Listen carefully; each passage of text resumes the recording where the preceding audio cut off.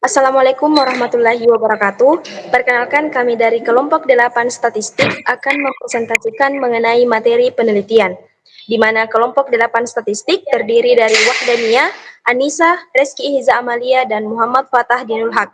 Untuk presentasi pertama akan dibawakan oleh Wahdania.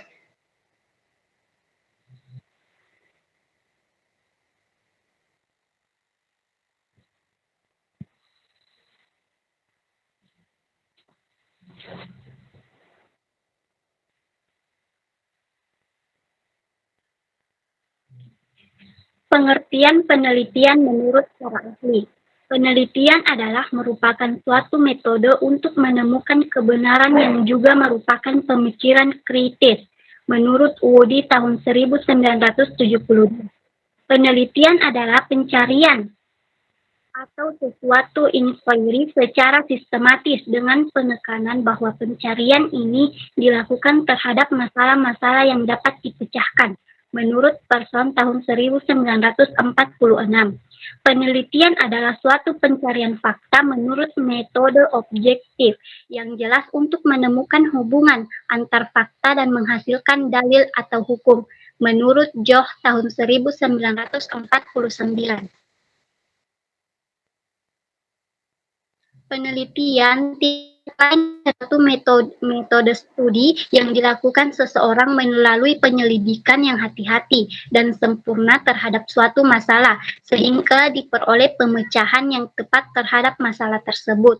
Menurut Hilway tahun 1956, penelitian adalah merupakan suatu metode untuk menemukan kebenaran, sehingga penelitian juga merupakan metode berpikir secara kritis.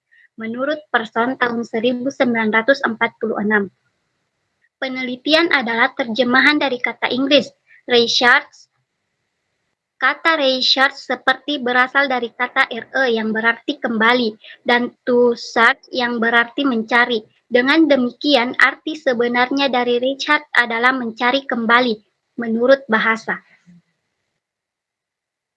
Jenis-jenis penelitian. Jenis penelitian berdasarkan hasil yang ingin dicapai. Satu, penelitian dasar, basis research, adalah penelitian yang mempunyai alasan intelektual dalam rangka memperluas ilmu pengetahuan manusia, tidak untuk membuat atau menciptakan sesuatu. Contoh, pengaruh pemberian stimulasi terhadap respon pada binatang.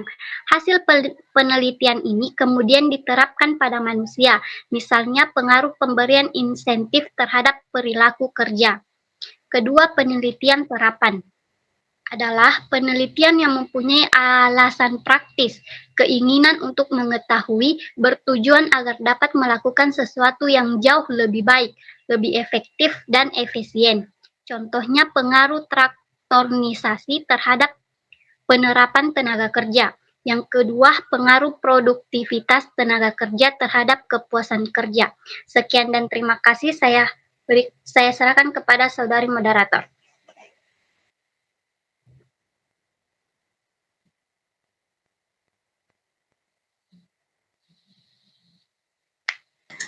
Baik, untuk materi kedua akan dibawakan oleh Anissa.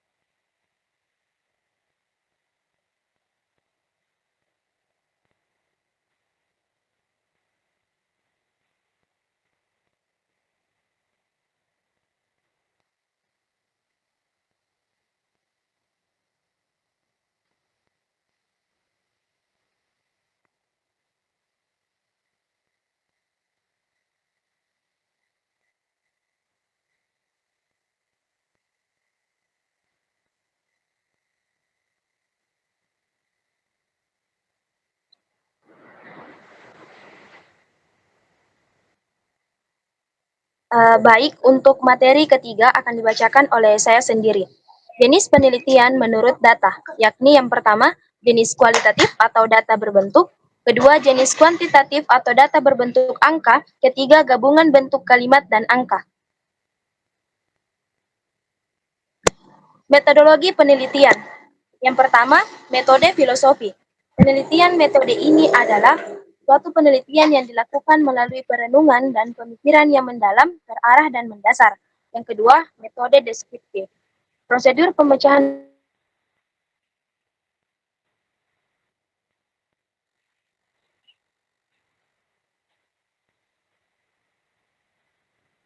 bentuk berupa survei dan studi perkembangan.